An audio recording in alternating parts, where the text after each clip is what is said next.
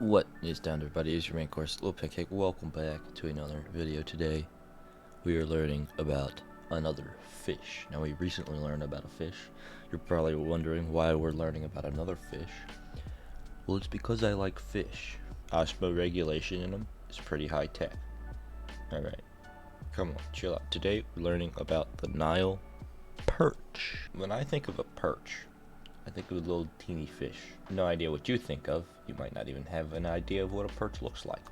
But today you are. And the Nile perch is not per se a teeny fish. And it's an interesting fish, I think. I'm not sure how interesting it is, but we're going to find out. Smash like, subscribe, you know.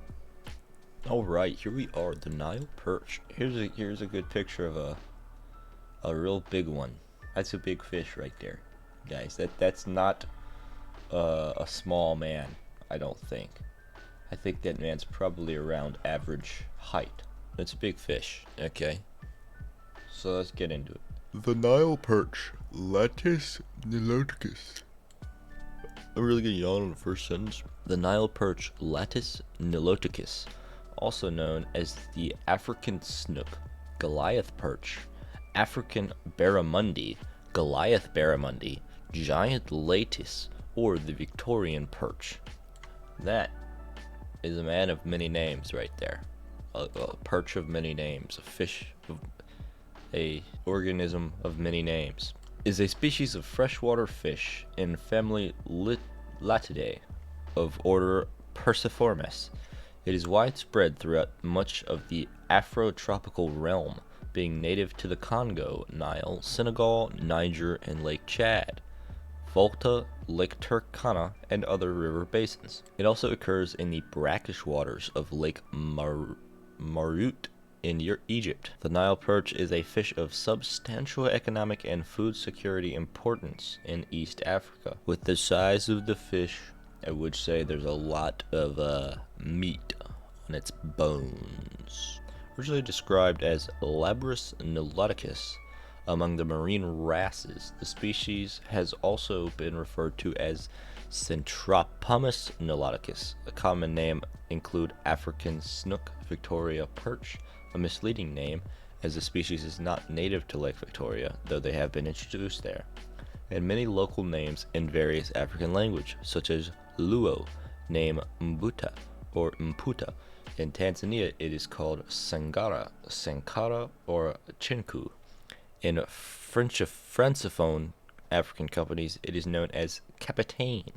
Its name in the Hausa language is Gwan Rua, meaning water elephant.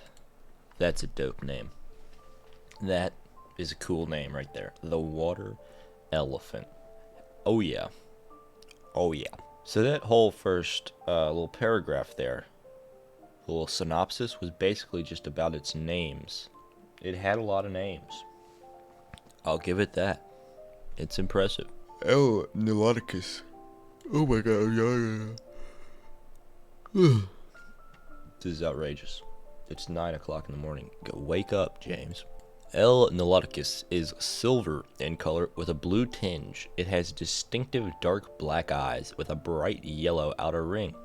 One of the largest freshwater fish. It reaches a maximum length of nearly 2 meters, 6 foot 7 inches, weighing up to 200 kilograms, 440 pounds. 400 pounds. Freshwater fish is 400 pounds. That's insane. I don't know how many of you have fished before, but you're just like casting out there with your little, little spinnerbait or whatever, with like 12-pound test on, just having a good time. And a 400-pound fish just jumps out of the water and smacks it, grabs it, and just takes it. What are you gonna do? Hope you don't have braids so it doesn't snap your rod in half. Mature fish typically range from 4 feet to 4 feet 6 inches, 1.21 meters to 1.37 meters, although many fish are caught before they can grow this large. Adult Nile perch occupy all habitats of the lake with sufficient oxygen concentrations, while juveniles are restricted to shallow or nearshore environments. A fierce predator that dominates its surroundings, the Nile perch feeds on fish including its own species, crustaceans, mollusks, and insects. The juveniles also feed on zooplankton. Nile perch use schooling as a mechanism to protect themselves from other predators. So they be carnivorous. I mean, cannibalistic and carnivorous, but okay, invasive species. This is where things may get extra interesting. Nile perch have been introduced to many other lakes in Africa, including Lake Victoria and the artificial Lake Nasser. The World Conservation Union's Invasive Species Specialist Group considers L. niloticus one of the world's 100 most invasive species. That's quite the list to be on, I gotta be honest. There's a lot of species in the world. To narrow it down to 100. Whew. The state of Queensland in Australia levies heavy fines on anyone found in possession of a living Nile perch, since it competes directly with the native barramundi, which is smaller and grows to 4.4 feet 11 inches, 1.5 meters long, while the Nile perch grows to 2 meters, 6.7 feet long. Holy crap, that's still a big fish, 4 feet 11 inches long? Good lord. The species is of great commercial importance as a food fish. The Nile perch is also popular with sport anglers as it attacks artificial lures and is also raised in aquaculture. Lake Victoria introduction. The introduction of this species to Lake Victoria is one of the most cited examples of the negative effects alien species can have on ecosystems. The Nile perch was introduced to Lake Victoria in East Africa in the 1950s and has since been fished commercially. In 2003, Nile perch sales in the EU reached 169 million euros. Sports fishing in the region of Uganda and Tanzania provided additional income from tourism. So a lot of these Europeans be eating Nile perch, huh? Its introduction was ecologically disruptive and is attributed with causing the extinction of near extinction of several hundred native species. That's a lot of species. That's quite the trade-off, you know. That's decreasing biodiversity. You know, you introduce one fish and 100 fish go extinct. That's not great. With some populations fluctuating with commercial fishing and the actual Nile perch stocks. The Nile perch initially fed on native cichlids, but with decreasing availability of this prey, it now consumes mainly small shrimp and minnows. That's a big fish to be eating, small shrimp and minnows. But then again, I guess whales just eat like krill and stuff, so, you know. The alteration of the native ecosystem had disruptive socioeconomic effects on local communities bordering the lake. Many local people have been displaced from their traditional occupations in the fishing trade and brought them into the cash economy, or before the establishment of export-oriented fisheries turned them into economic refugees. At least initially, nets strong enough to hold adult Nile perch could not be manufactured locally and had to be imported for a high price. It's kinda crazy. You got a fish that you can't build a net strong enough to hold it. That's wild. The introduction of Nile perch has also had additional ecological effects on shore. Native cichlids were traditionally sun-dried, but because Nile perch have a high fat content, they need to be smoked to avoid spoiling.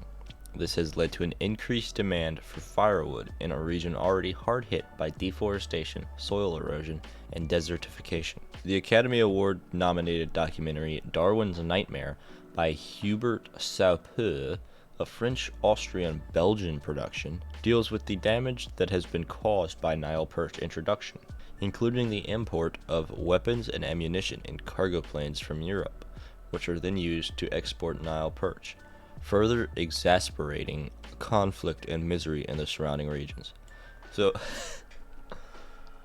So the Europeans, listen, I dog on Europeans a lot. That's because they kind of suck. But they are taking their planes and selling guns and ammo to Africa. In return, they get the fish. So, oh my goodness. They're like, yeah, here, you kill some people and give us some fish, and we'll call it even. What a deal. Regardless of whether it is considered positive or negative, the trophic web of Lake Victoria appears to have been drastically impoverished by the introduction of this novel, near top-level predator. While the ecosystem seems to be moving toward a new equilibrium, neither its former state nor the state of fisheries on Lake Victoria can ever easily be brought back. Well, it's kind of the thing with invasive species, you know. Um, they they just changed they just changed the ecosystem, you know.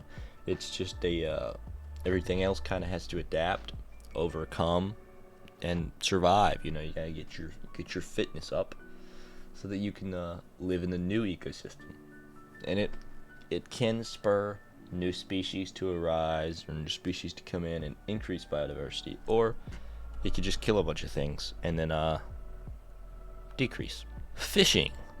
I love fishing. On Lake Victoria, the only small trawlers present belong to research institutes. Small-scale fishing boats are propelled mostly by sails, and paddles are used on the smallest boats. However, the number of boats propelled by outboard engines is on the rise, denoting a greater capital intensity of the local Nile perch fishery. One to three fishermen uses a boat. The fish are caught mainly with gill nets and hand lines, and sometimes short, long lines. What? Short, long lines? That seems counterproductive. Those caught by gill nets are usually dead when the nets are lifted. The fish are kept in the boat without protection or ice and taken to landing sites, mostly beaches, where they are weighed and purchased by company buyers using insulated boats or vans with ice, or the fish are bought by local women. That's an interesting little market scenario. You know, they just I got fish. I'll give you $200 for that fish. Okay, here. And he just throws it into the back of a van and drives off. I like it. We should do more stuff that way. The fishery also generates indirect employment for additional fish processors, transporters, factory employees, and others, all along the lake shore. Boom towns have developed in response to the demands of fishing crews with money to spend from a day's fishing. These towns resemble shanties and have little in the ways of services. Of the 1,433 landing sites identified in the 2004 frame survey, just 20% had communal lavatory facilities, 4% were served by electricity, and 6% were served by a potable water supply. So conditions are rough out there in the Nile perch circuit. Threats. Despite being a successful invasive species, the fish faces threats. Being a species of megafauna, the most obvious threat to the species are overfishing and the use of illegal fishing gear, as well as invasive water hyacinths. Prey depletion is also a factor, as it decreases the size of the fish and makes it vulnerable to larger predators such as crocodiles. You know how cool it would be to see a 400-pound fish fighting a crocodile? Dude, I don't know who would win. That would be crazy. Export. In 2021, the Uganda Fish Processors and Exporters Association called on the parliament to ban the local consumption of the species so as to protect its export. So Uganda's just like, if you live here, you can't eat the fish. Starve, you deckgum dirties. And they're like, man, what the hell? What the hell, man? I caught the fish, I should be able to eat it. No, we have to send it to the Europeans. They will pay more for it than you will. That's messed up. Also, another thing that makes this fish really cool, it was caught by our Lord and Savior, Jeremy Wade, the man who had to stop making his show because he caught all of the fish. Is that cool or what? So yeah, ladies and gentlemen, that is the Nile perch. That's pretty cool. That's a big fish, one of the biggest freshwater fish. Invasive Lake Victoria, really struggling from it. That's cool. I wanna say hi to it and touch it a little bit. That's a little odd. That's about it, ladies and gentlemen. Hopefully you enjoyed learning about this fish as much as I did. If you did, smash like, subscribe if you haven't already, and have a wonderful rest of your day. Make someone else's day better if you can, and I will see all of y'all later.